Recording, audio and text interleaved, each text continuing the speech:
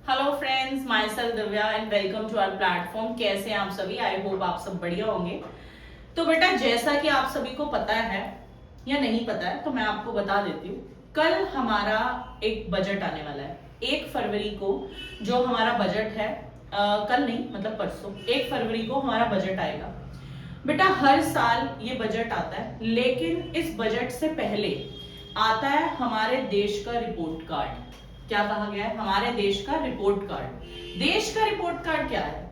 Last time भी budget आया होगा भाई। बजट में इतनी बातें लिख देते हैं, इतनी चीजें लिख देते हैं। अब वो आपने किया या नहीं किया, कितना काम हुआ, देश की कितनी ग्रोथ हुई, क्या हमारा देश ऊंचाइयों पे जा रहा है, क्या हमारा देश नीचे जा रहा है, किसको काम मिल रहा है, किसके पास एम्प्लॉयमेंट अपॉर्चुनिटीज नहीं है, क्या चल रहा है हमारे देश में, इसकी आती है 1 दिन पहले या 2 दिन पहले रिपोर्ट कार्ड। वैसे तो ये रिपोर्ट कार्ड आती है 30 या 31 तारीख को, लेकिन इस बार वीकेंड और कुछ चीजों की वजह से इस रिपोर्ट कार्ड को हमारी जो फाइनेंस मिनिस्टर निर्मला सीतारमण जी है, उन्होंने 29 जनवरी को ही पेश कर दिया।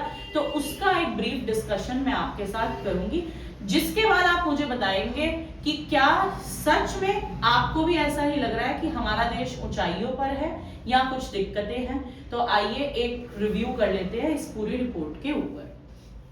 तो स्टार्ट करते हैं अपने गवर्नमेंट की रिपोर्ट कार्ड जो 2025-26 में आई, और हम इसे कह सकते हैं ट्रुथ बिफोर बजट। ये एक बजट से पहले की सच्चाई है।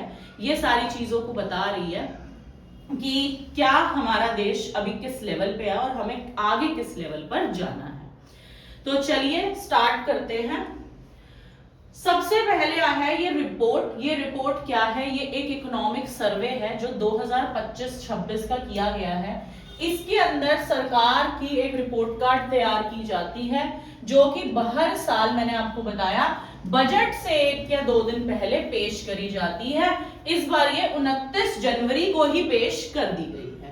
तो इस रिपोर्ट कार्ड के बारे में हमें पढ़ना है। यही है गवर्नमेंट की रिपोर्ट कार्ड, यही है ये रिपोर्ट, जिसे बजट रिव्यू भी कह सकते हो प्रीवियस ईयर का। ये है निर्मला सीतारमण जी, हमारी फाइनेंस मिनिस्टर, जिन्होंने इस प्रकार सारी चीजों को हमारे सामने पेश किया है।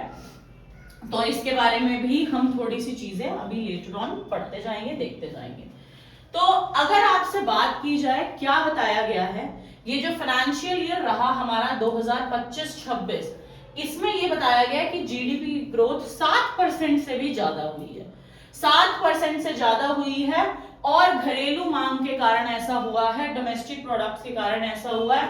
विकास में आई है मजबूती, हमारे विकास में आई है मजबूती। और हम एक्सपेक्ट कर रहे हैं कल, अब जो परसों बजट आने वाला है, उसके हिसाब से जो अगला फाइनेंशियल ईयर हमारा चलेगा, वहां पर भी जो ग्रोथ है वो 6.8% से लेकर के 7.2% तक हो सकती है। ये तो चलो अगले रिव्यू में पढ़ेंगे। अभी के लिए तो ये बताया गया है कि इस बार का जो जीडीपी ग्रोथ है वो 7% से ज्यादा है, 7.4% बताया जा रहा है। तो इसी के साथ अगर हम बात करें इन्फ्लेशन स्टेटस की, महंगाई का जो स्तर है उसकी बात करें, तो ये बोला गया है महंगाई नियंत्रण में है, महंगाई बहुत नहीं बढ़ी है, और जितने भी फूड और कोर इन्फ्लेशन है वो भी मॉडरेट है, वो भी उनके अंदर भी कमी आई है। इंफ्रास्ट्रक्चर पे बात करी गई है कि हमने बहुत खर्चा किया है, जैसे सड़क हो गई, रेल हो गई, बिजली हो गई, इन पे इस साल काफी जोर दिया गया था।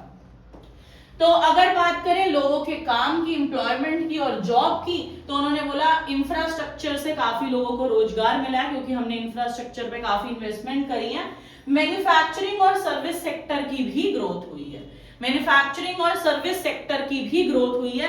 चीजों को बनाने पर, हमारे यहाँ प्रोडक्शन करने पर काफी बल दिया गया है। जैसे कि पीएलआई स्कीम का इंपैक्ट बताया गया है। जो भी पीएलआई स्कीम क्या है? Productive linked incentive. ये बेसिकली क्या होते हैं? जब आप हमारे यहाँ पर प्रोडक्शन करोगे, जितनी ज्यादा प्रोडक्शन करोगे, तो हमारी सरकार जो है ना, उन मैन्युफैक्चरिंग कंपनीज को कुछ इंसेंटिव्स प्रोवाइड करती है।